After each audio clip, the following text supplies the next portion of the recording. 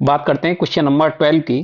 तो question number 12 कुछ इस तरीके से है कि minimum thickness of load bearing RCC wall should be.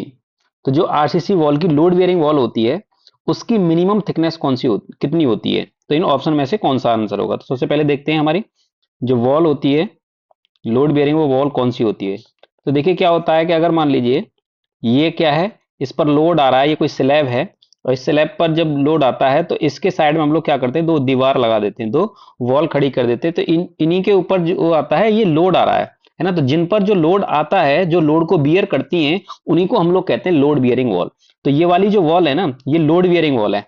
तो लोड बियरिंग वॉल के लिए एज पर IS 456 इसके अकॉर्डिंग इस वैल्यू को हम लोग मिनिमम रखते हैं 10 सेंटीमीटर, यानी कि 100 से इसको हम लोग कम बात नहीं करेंगे।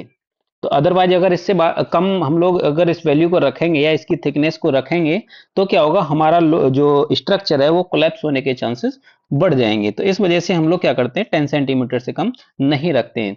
अगर मान लीजिए हमारे ब्रिक वर्क की बात आती है तो ब्रिक वर्क में हम लोग 230 से कम नहीं रखते हैं। 230 या फिर कहीं कहीं ये वैल्यू आपको 300 भी मिल जाएगी, है ना। तो इस तरीके से हम लोग इसको कंसीडर करके चलते हैं।